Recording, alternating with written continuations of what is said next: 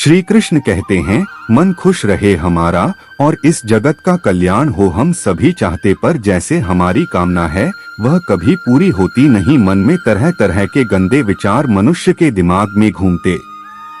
ऐसे में पर्स में आता है कि मन में अच्छे विचार कैसे लाएं। विचार उठते हैं मन से, इसलिए मन क्या यह हमें पता होना चाहिए।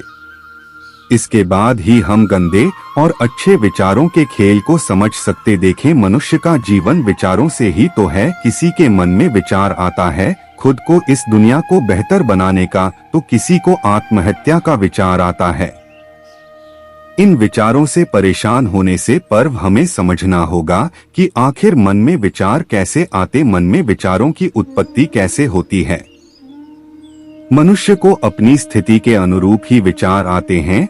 मनुष्य की हालत यदि मजबूरी की कि उसके कर्म भी मजबूरी में होंगे, यदि हालात बुरे विचार भी बुरे ही आते हैं। इसलिए विचारों का आना आपके हालातों पर निर्भर करता है। सूची आज परीक्षा और आपने पूरी तैयारी कर ली तो क्या आपके मन में फेल होने के विचार आएंगे? बिल्कुल, लेकिन परीक्षा आज है और साल भर आपने सिर्फ मस्ती किया तो निश्चित है कि दिमाग में विचार में फेल होने के ही घूमेगी। तो अधिकांश मामलों में यह उसका खुद का चुनाव होता है। आप परीक्षा के लिए पढ़ाई करें या न करें या का चुनाव है। इसलिए अगर आपका चुनाव यह गलत है तो फिर विचार गलत ही होंगे।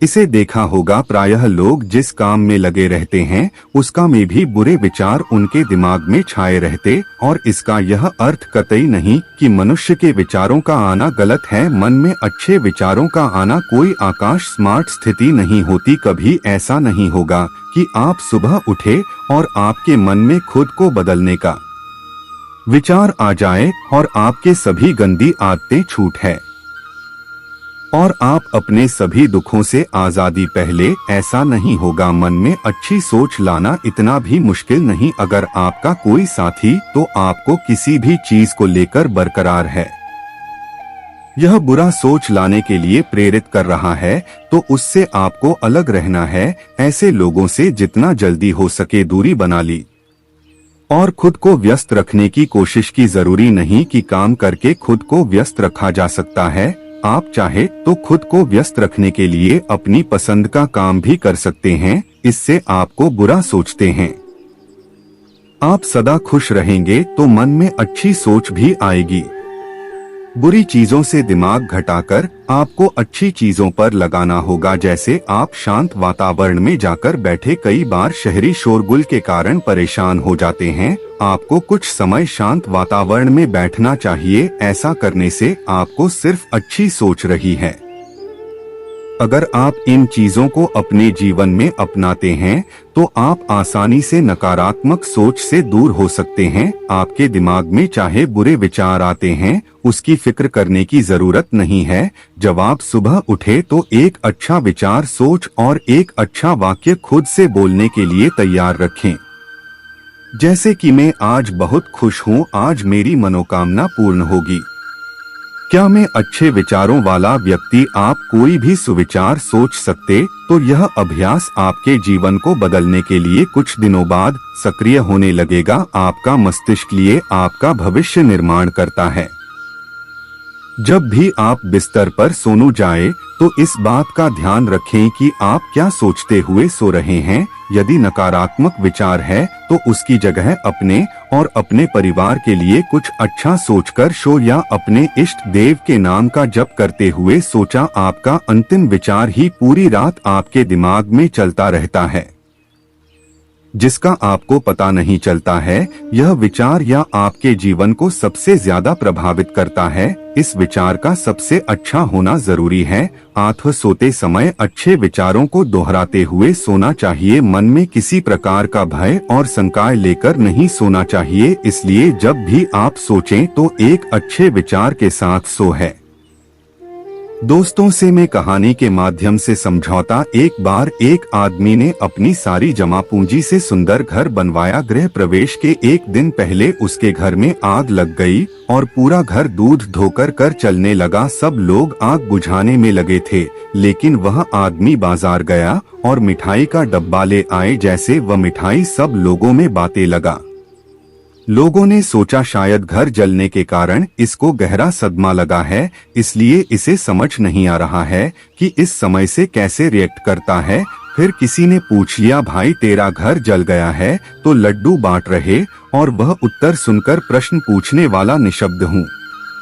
उस आदमी ने उत्तर दिया कि आप लोग यह देख रहे हो कि गृह प्रवेश से पहले मेरा घर जल गया, लेकिन मैं यह सोच रहा हूँ अगर मैंने गृह प्रवेश कर लिया होता तब आग लगती तो मेरे घर के साथ साथ मेरे परिवार वालों को भी नुकसान हो सकता था। इसलिए मैं ईश्वर का धन्यवाद कहा कि आपने मेरे परिवार को बचा लिया।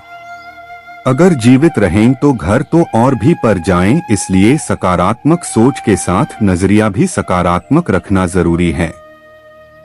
अच्छी आदतों से अच्छा होता है और बुरी आदतों से बुरा। यदि आपने किसी भी प्रकार का नशा करने, गाली बकने, क्रोध करने से आकर अनावश्यक भोजन करने और किसी का अपमान करने या अन्य किसी भी प्रकार की गंदी आदतें हैं तो फिर आपका वर्तमान और भविष्य भी वैसा ही होगा। बुरी आदतें डालने नहीं पड़ती, संगत से स्वतः ही निर्मित हो जाती है। आप अपनी बुरी आदतों को छोड़ने की चिंता करने की बजाय अच्छी आदत डालना शुरू करें, जैसे सुबह जल्दी उठना, किसी असहाय की सहायता करना, माता पिता के प्रति दिन पैर छूना, अच्छे प्रवचन सुनना, लोगों से विनम्रता से कर खुद की और अपने मित्रों की गलतियां स्वीकार की। खुद का मतलब यह है, यदि आपसे घर, कॉलेज, ऑफिस या अन्य कहीं पर गलती हुई है तो इसे स्वीकार करने में कोई हर्ज नहीं। गलतियों पर पर्दा डालने का प्रयास करेंगे तो आप लोगों की नजर में करती जाएगी। काम करने वाले इंसान से गलतियां होती जो कोई बड़ा अपराध नहीं है,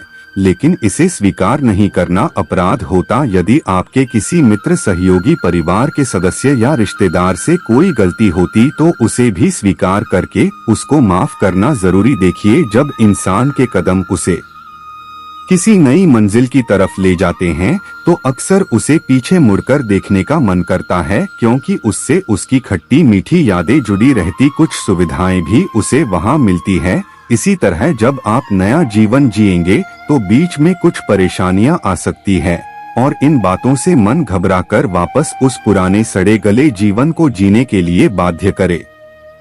ऐसी स्थिति में हिम्मत दिखाई श्री कृष्ण को याद कीजिए और जो बेहतर जीवन जीने का चुनाव किया है उस पर आगे बढ़ते रहे। पुराने समय में एक सीट नदी किनारे वाले गांव में रहता था। कभी कभी नाव में सामान भरकर दूसरे गांव में व्यापार करने जाता था। उसके आसपास बहुत धन संपत्ति थी।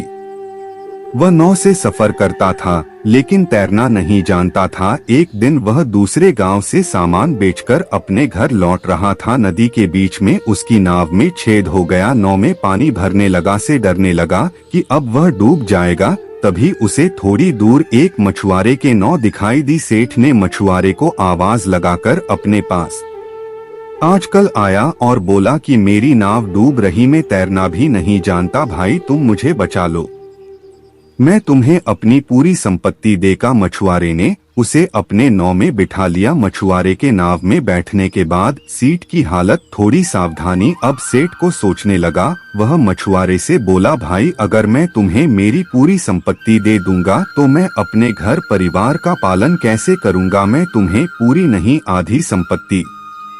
मछुआरा चुपचाप नाव का चप्पू चला रहा था। सेठ फिर सोचने लगा। कुछ देर बाद उसने मछुआरे से कहा, भाई मेरे संपत्ति में मेरे बच्चों का भी अधिकार, मैच में आधा नहीं 1/4 संपत्ति का मछुआरे ने कुछ रहेगा। कुछ ही देर में नाव किनारे पहुंच गई। अब सेठ की सोच पूरी तरह बदल चुकी थी और सुरक्षित किनारे पर आ गया। सेठ ने सोचा, इसने मेरी जान बचाकर कोई बड़ा काम नहीं किया, यह तो इसका धर्म था। यह सोचकर सेठ ने मछुआरों को सोने का सिक्का देना चाहा, लेकिन मछुआरे ने ये लेने से मना कर दिया। सेठ ने वर्ष का वे अपने पास रख लिया और वहां से चला। कि दोस्तों, इस कहानी से में क्या सीख मिलती कि हमारे मन में अच्छे काम के लिए विचार बहुत कम आते हैं, और जब भी कोई ऐसा पुण्य कर्म का विचार आए तो हर काम तुरंत कर देना चाहिए। समय के आगे बढ़ने के साथ साथ हमारे विचार भी बदल जाते हैं। दोस्तों, इस वीडियो में बस इतना ही। मिलते हैं अगली वीडियो में। अपना ध्यान रखिएगा। जय श्री कृष्ण।